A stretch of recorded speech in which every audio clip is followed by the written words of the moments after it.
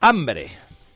¿De dónde viene esta novela? ¿Quién es el autor, querido Bruno? Tenía ganas de hablar de esta novela porque hemos hablado de ella alguna vez, sobre todo el día que hablamos de Fante, porque Fante confesaba que su gran maestro era Knut Hamsun. Desde ese momento tenía ganas de hablar de Hambre, porque para toda la crítica es una novela de referencia porque pasa... ¿Del siglo XX? Sí, un poco... de referencia del siglo XX. Un poco es el inicio de la novela moderna, no solo en Noruega, porque Hamsun es noruego, sino en toda Europa en general. Con esta novela, digamos que se pasa a la literatura moderna, ¿no? Es una novela que forma parte del canon de la literatura universal.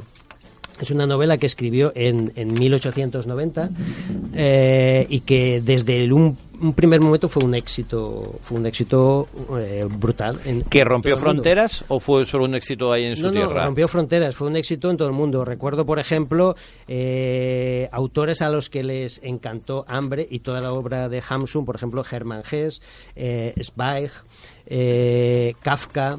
En Estados Unidos, por ejemplo, Hemingway, Bukowski. Bukowski decía, por ejemplo, que era el mejor escritor que él conocía. Fante, que fue su maestro. De hecho, Pregúntale al polvo, consideran que es una versión americana de Hambre, claro. ¿no? Porque el personaje se parece bastante al personaje de Hambre.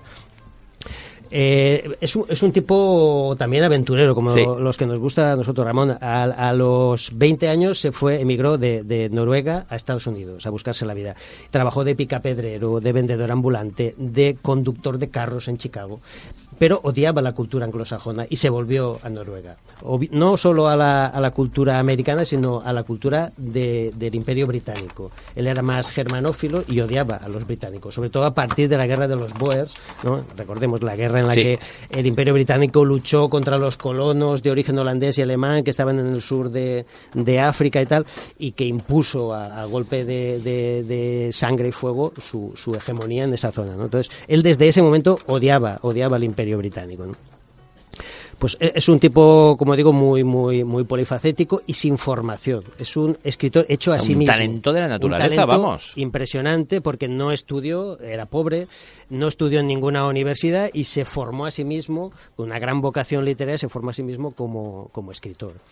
Y este libro, la particularidad que tiene, es un libro que han leído o deberían leer todos los que escriben. A mí me lo pasó mi padre cuando yo tendría 16 o 18 años. Me dijo, toma, lee esto. Sí. Así como era él. En fin, pero toma, deberías de leer esto. Es que para los escritores es un libro muy motivante. Recordemos, el protagonista de esta novela es una novela ambientada en Cristiania, que es como se llamaba Oslo.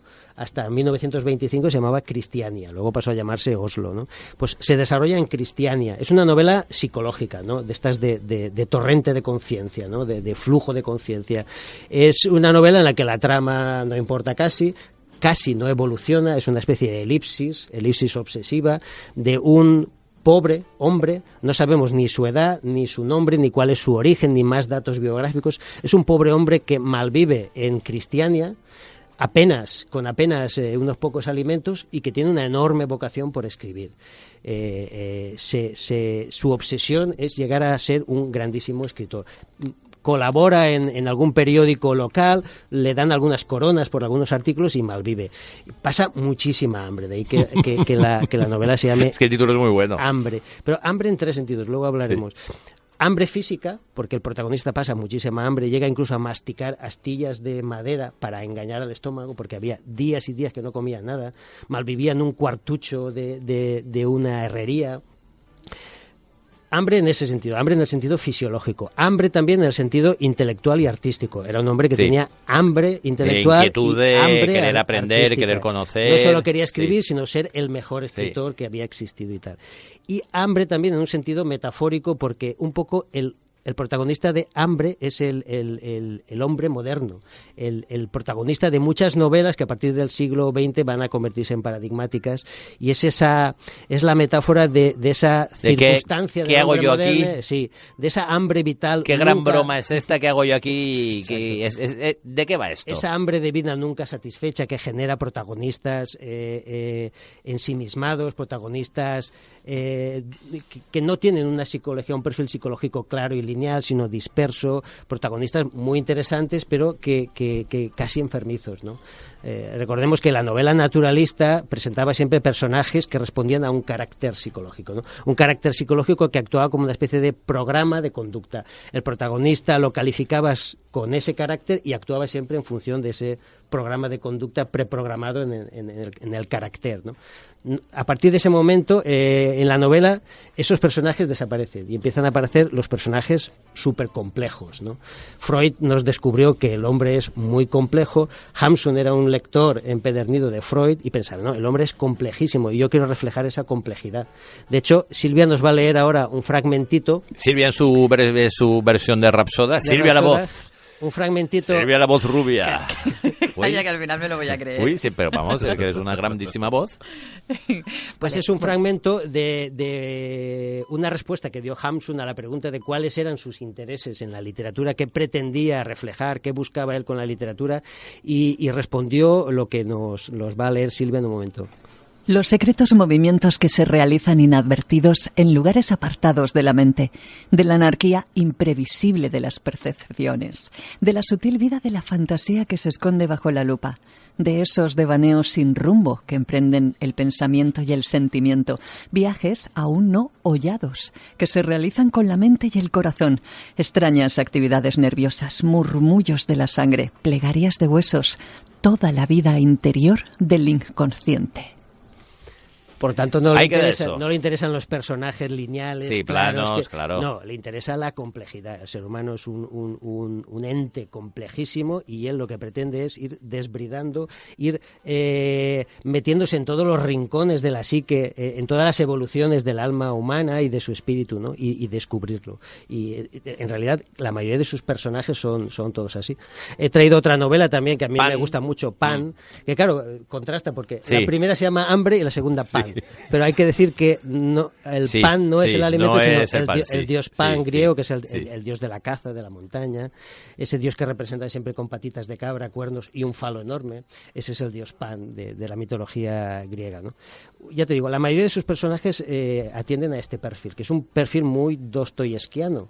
De hecho, Thomas Mann, por ejemplo, decía que Hamsun era una mezcla de Dostoyevsky y Nietzsche, el filósofo, ¿no? O sea, imaginemos la bueno, pues gran autor. Novela a descubrir. ¿Algo más, Bruno? Hay que decir, porque esto lo has comentado tú antes, que al final de su vida le dieron el premio Nobel en 1920, con 60 años. Y con 80 años le dio por apoyar... Estas cosas de los genios, así que es gente contradictoria, como nuestro Sergio, que es muy contradictorio a veces.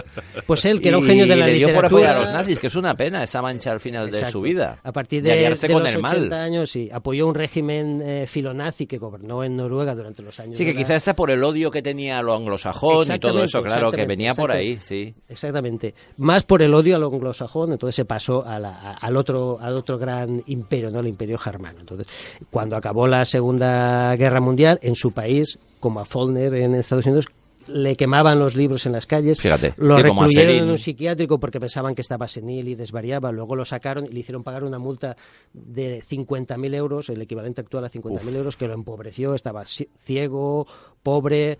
Pero yo creo que esto podría abrir un debate para otro día y plantearlo de la siguiente manera. Las ideas políticas de una persona deben empañar su literatura, su arte, su genialidad lo que sea, artística, literaria y tal. En su caso sí ocurrió así. Y recientemente estamos descubriendo, sobre todo gracias a Fante y a Bukowski, estamos redescubriendo a este autor. Se están publicando un montón de libros suyos traducidos directamente al noruego. Antes solo era accesible traducciones del alemán al español, del inglés al español, del francés al español, pero ya hay una hornada de libros suyos traducidos directamente del noruego al castellano. Por lo tanto, vuelve a haber un gran interés por este magnífico escritor y hay que pasar de puntillas, digamos, sobre su final, sobre ese final filonazi, en fin, en el que... De hecho, le regaló la medalla del Nobel a Goebbels. Es verdad. Sí, le mandó la medalla que le dieron el Nobel, se la mandó a Goebbels, que fue, creo que ministro de propaganda de bueno, nazi. Vamos, no, pero ahora está generando un discurso así, ¿no? Es decir, hay que sacrificar a genios como Woody Allen o como esta gente por una vida personal Un día ya debatiremos de todo esto. Claro, por una cosa es la obra y otra la vida, pero puede estar también implicado decir, oiga, pues yo, una persona tan abyecta o tan chunga o algo, no quiero usar nada de su obra. No lo sé. Mucha gente no puede disociarlo y hay que disociarlo, hay que asociarlo, no lo sé. Vaya cada cual. Es un tema muy interesante. Con su sí, pero es muy interesante. Muchísimas gracias, Bruno. Por lo que decías de tener manía el Imperio anglosajón y tal, otra de las cosas que aparece en el libro en el ensayo del coronel Baños, es como Inglaterra siempre está obsesionada en que no haya ninguna potencia en Europa que le pueda hacer sombra. Cosa que ahora mismo Alemania sí que le hace sombra, pero Inglaterra eso siempre lo ha tenido, y las guerras mundiales siempre han venido por ahí. Porque Inglaterra no soportaba ni en la primera que Alemania empezase a prosperar, ni luego en la segunda. Siempre ha ido un poco por ahí. Fíjate Hamsun cómo llamaba al Imperio Británico, o a Inglaterra. Lo llamaba la nación asesina más educada del mundo. Pues tiene bastante razón.